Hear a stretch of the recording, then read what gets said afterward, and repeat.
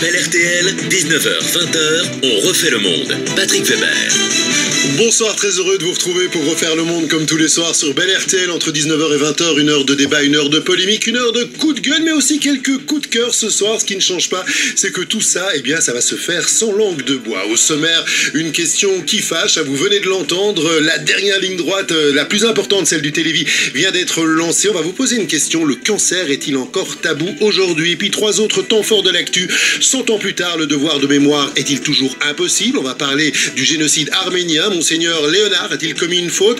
Qu'est-ce qui fait la une en Flandre? C'est la rubrique flamande du vendredi. Je vous présente tous ceux qui sont autour de la table. Vous êtes nombreux ce soir. À tout seigneur, tout honneur, je dirais. Je voudrais vous présenter quelqu'un que vous connaissez bien. En fait, si vous êtes un fidèle de RTL et de Bel RTL, c'est le professeur Christian Châtelain du CHU Montgaudine. Bonsoir, monsieur Châtelain. On va vous appeler Christian. Hein. Oui, c'est beaucoup mieux. On est très très content de vous avoir avec vous. Et vous acceptez de jouer le jeu. Vous allez être un polémiste comme les autres ce soir. Je suis certain que ça va bien se passer. Quelque chose me dit que vous êtes un bavard, vous. Oui, je pense. on va vérifier ça tout de suite. À côté de vous, un autre bavard. C'est normal, c'est son boulot. Il est avocat. Renaud Duquesne, bonsoir. Bonsoir. Le match est bavard. Oui, je pense. En face de vous, voilà quelqu'un qui compte ses paroles, mais elle les cisèle. C'est Emmanuel Joa. Elle est journaliste chez Paris Match. Bonsoir, Emmanuel. Bonsoir, Patrick. Bonsoir à tous. À côté de vous, Marc de Geest. Lui, il est flamand, donc forcément, il compte aussi ses paroles, parce que c'est bien connu que les francophones sont trop bavards, monsieur de Geest. Oui, exactement. Voilà, c'est ça. Je suis content d'être là, je suis content de ce vendredi. Si on le dit nous-mêmes, on aura aussi tout à l'heure au téléphone Jean-Pierre Martin, notre envoyé spécial à Erevan, puisqu'on va parler du génocide arménien, donc peut-être qu'il nous entend. Et on vous attend ici, vous savez que vous êtes bienvenus dans cette émission, vous venez pas assez souvent à mon goût, donc vous êtes toujours chez vous ici. On se retrouve dans quelques secondes pour aborder le troisième sujet. On va parler de Monseigneur Léonard et d'une affaire qui fait beaucoup de bruit. On refait le monde sur Bel RTL, chaque soir, sans langue de bois. Pour ce On refait le monde du vendredi, nous accueillons Renaud Duquesne, avocat, Emmanuel Joa, journaliste chez Paris Match, Marc de Geest, journaliste, et Christian Châtelain, professeur Christian Châtelain du CHU Montgaudine. On vient de nous envoyer SMS en disant, alors le professeur Châtelain, il est non seulement bavard, mais il est très comique, il chante dans les couloirs du CHU de Montgaudine, et donc il fait sourire tout le monde, on est bien content. Ah, mais c'est tout à fait vrai. Vous nous avez rien chanté encore. Ah, Attendez, l'émission n'est pas encore terminée. On va pas vous faire chanter, on va vous faire travailler un petit peu, parce qu'un autre message nous demande justement d'avoir le numéro du Télévis, parce qu'il y a des gens qui ont envie forcément de nous donner des sous, ce qui est tout à fait légitime. Eh bien, vous faites travailler, je vous fais travailler. C'est une bonne idée. Alors, le numéro, c'est de téléphoner d'abord au 0800 98 800 ou d'envoyer un SMS 8000 et puis la somme que vous voulez donner.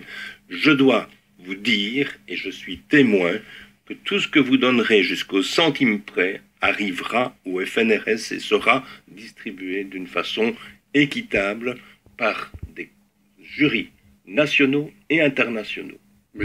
Faut bien le préciser. Je pense aussi que cette confiance, d'ailleurs, c'est un des bienfaits qui a été acquis par le Télévis au fil des années. Marc de Geest. Je propose qu'il chante encore une fois le numéro d'appel, comme ça rapporte. Il faut le chanter, Christian.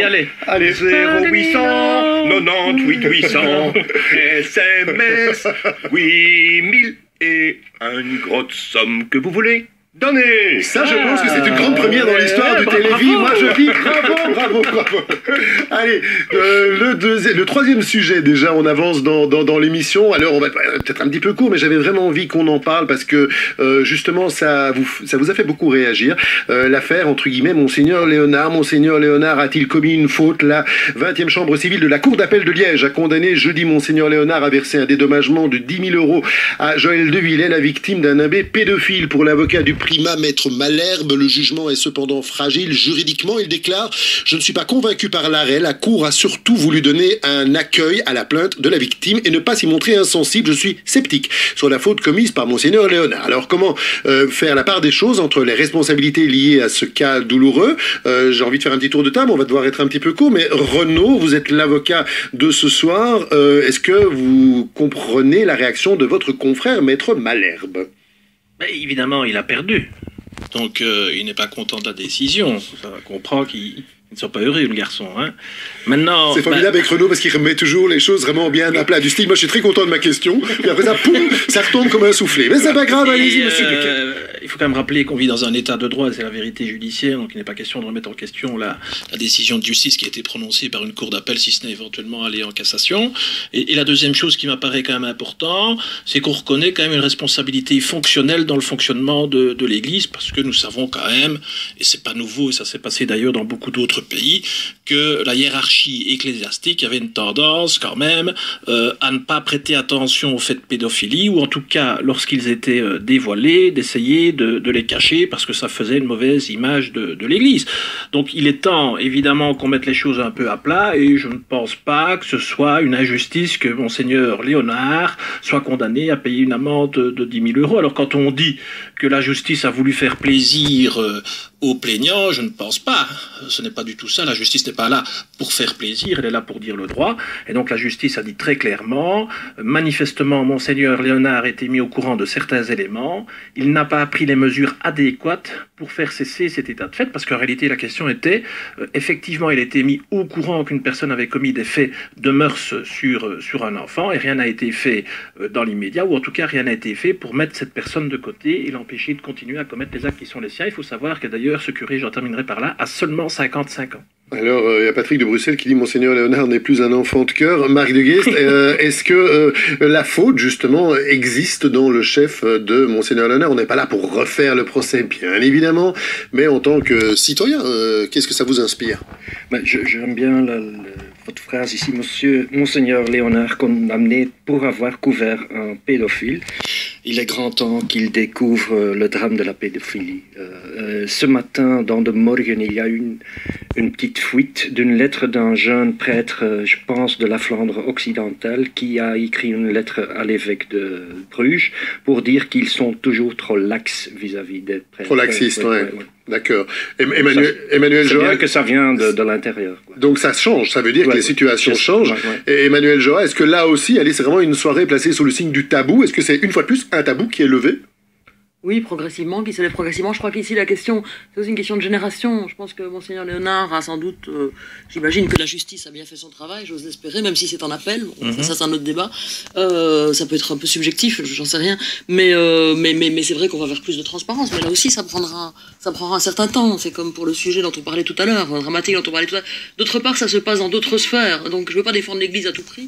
Loin de moi cette idée, mais ça se passe également, on le sait, dans les sphères scolaires, etc., etc. Maintenant, le pape a reconnu qu'il y avait 2%, je crois, on retrouvait 2% du clergé parmi les personnes responsables de pédophilie, et de 2% de... Mais donc la notion de responsabilité, vous la recevez, voilà, je veux dire, que ce soit Monseigneur Léonard, que ce soit le directeur d'une école, par exemple, qui n'aurait pas écouté... C'est la même chose. C'est souvent vrai que la pédophilie, c'est des actes cachés. Et pour revenir un peu à ce qu'on disait tout à l'heure, on n'aime pas en parler. Même quand on est victime ou qu'une famille a été victime, c'est difficile de faire une approche et de pouvoir l'extérioriser. Donc c'est évidemment un gros problème. Maintenant, je ne veux pas tomber non plus dans l'excès. Je vous interromps, c'est pas très poli, mais il y a Tony qui vient nous envoyer un message pour dire qu'il ne voulait probablement pas ébruiter l'affaire pour éviter que la justice vienne mettre le nez dans ces sales histoires. C'était quoi? C'est peut-être il a péché, si je puis me permettre, par excès de prudence? Sûrement, mais en tout cas, je pense que c'est aussi une éducation, c'est une autre époque, et c'était un moment où l'Église avait quand même beaucoup plus de poids, était beaucoup plus prégnante, et il y avait une sorte de camisole sociale, c'est-à-dire une sorte de forme de pression sociale, et c'était accepté implicitement. Donc les temps ont changé, et donc pour reprendre mon propos de tout à l'heure, je ne veux pas non plus généraliser vis-à-vis de l'Église, parce que je pense qu'il y a beaucoup de gens qui font très correctement leur ministère, et il y a d'ailleurs des commissions qui ont été mises en place pour l'indemnisation, parce qu'il faut quand même savoir aussi qu'en matière pénale, souvent la prescription est atteinte, même si maintenant on l'a allongée. Donc il y a un travail mémoriel qui est fait par l'Église, et il est temps, comme on le fait d'ailleurs pour le génocide arménien, il est temps qu'on dise les choses très clairement. Il y a eu des problèmes dans le passé, c'est pas forcément pour poursuivre les gens, mais plutôt pour essayer d'apaiser beaucoup de personnes qui ont souffert de cela. Je voudrais juste dire un truc qui, à mon avis, est assez général. Allez-y, Emmanuel. Ici encore, la sexualité est tabou, c'est-à-dire qu'on nie la sexualité des gens, on ignore cette sexualité, elle est présente chez tous les êtres humains.